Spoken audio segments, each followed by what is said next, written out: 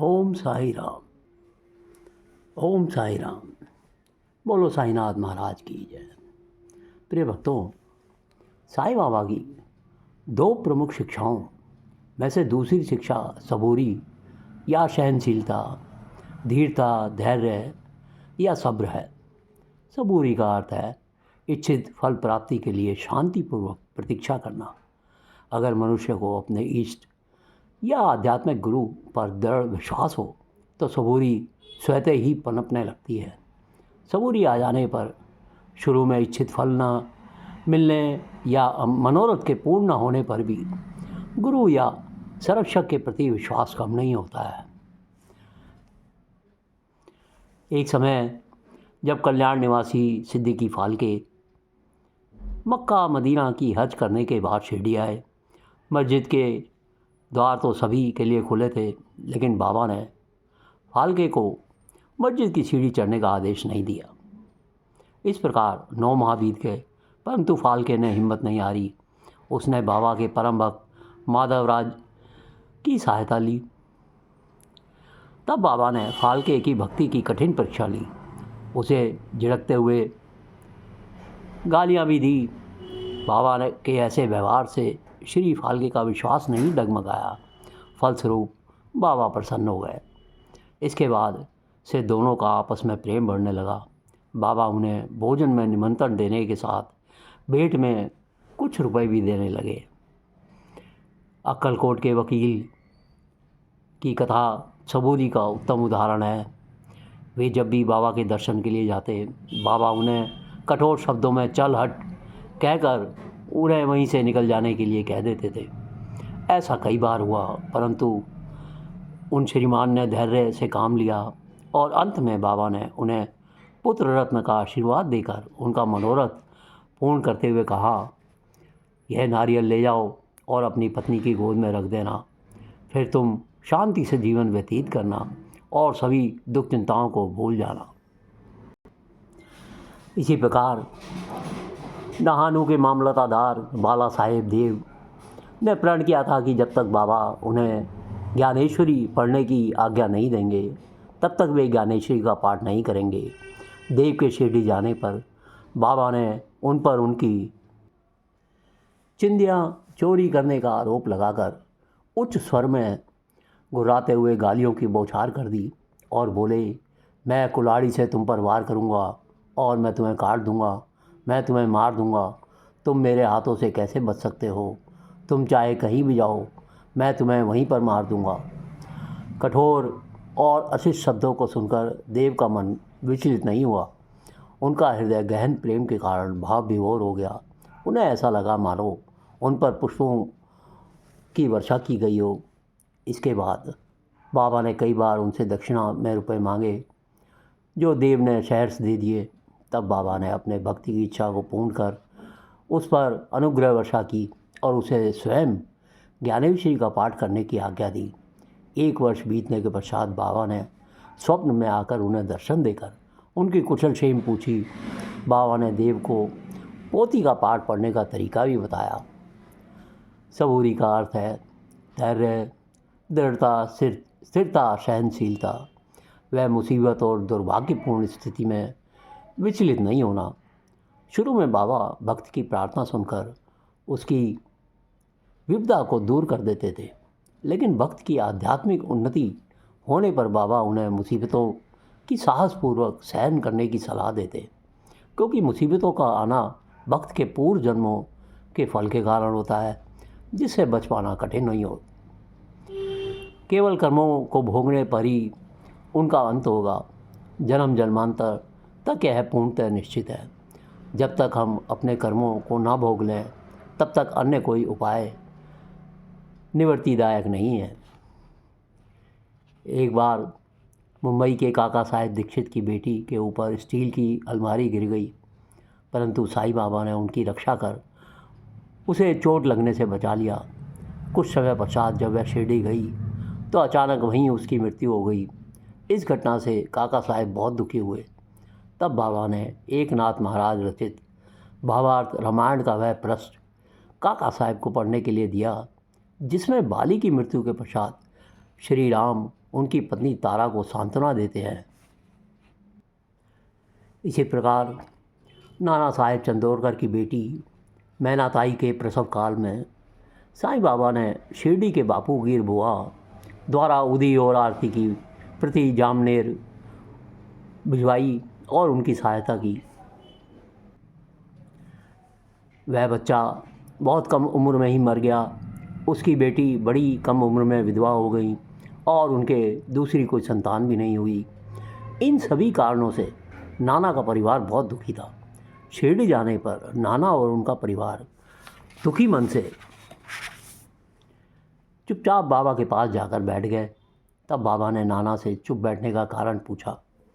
नाना बोले, बाबा आप तो सब कुछ जानते हो, जब हम आपकी शरण में हैं तो हम पर यह सब विपदाएं क्यों आ रही हैं।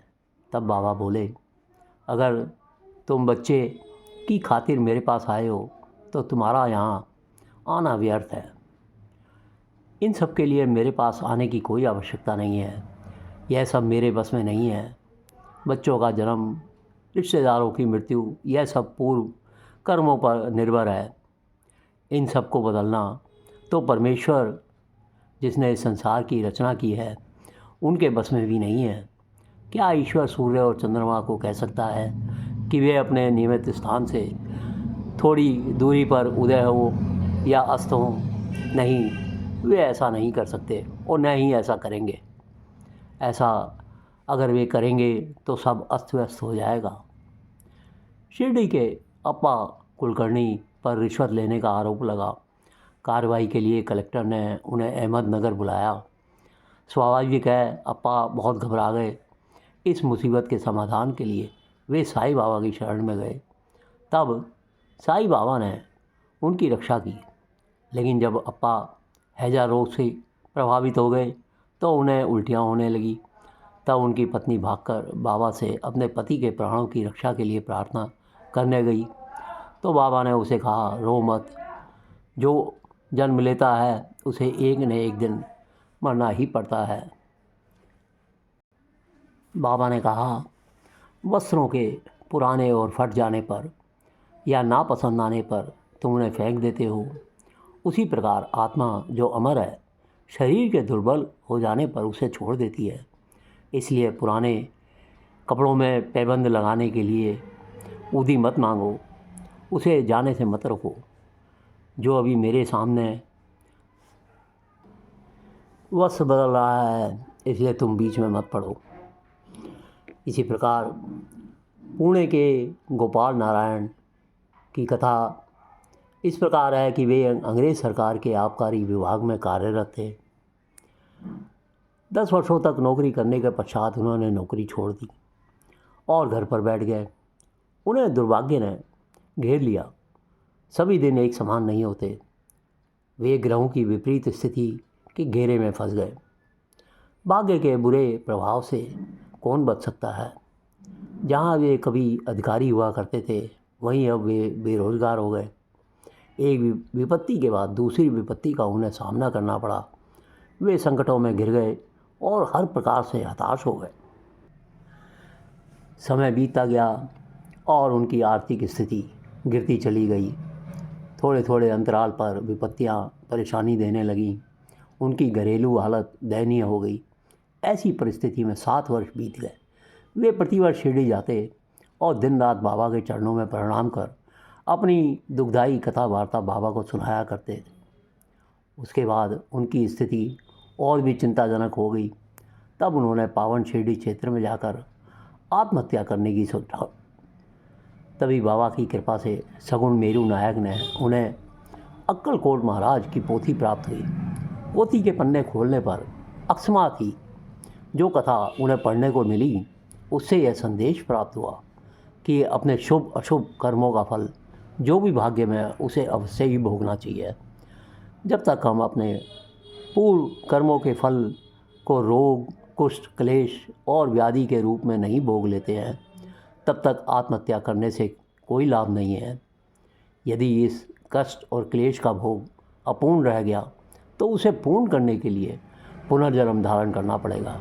इसलिए इस पीड़ा को थोड़ा और सहन करो आत्महत्यारे नहीं बनना चाहिए।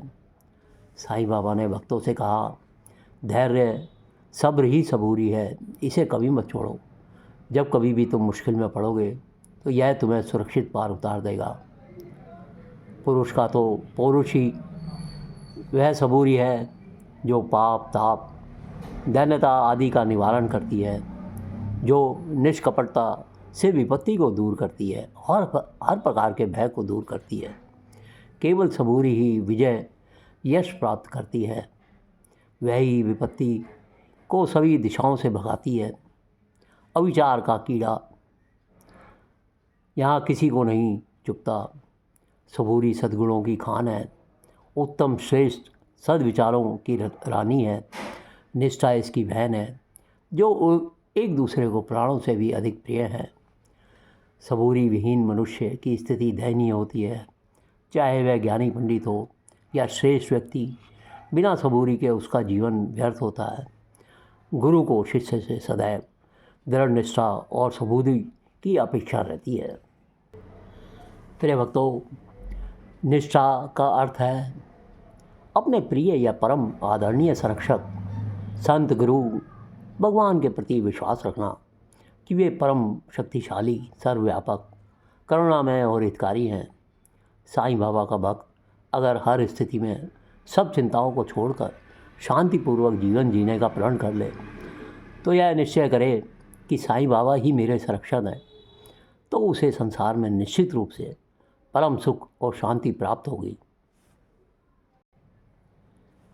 काका साहेब दीक्षित और बापू साहेब बूटी जैसे महान भक्त बाबा की सलाह लिए बिना कोई कार्य नहीं किया करते थे। काका साहेब तो पूर्णतः बाबा पर निर्भर थे। वे हर विषय की उनसे सलाह लेते और तभी किसी कार्य को आगे बढ़ाते थे।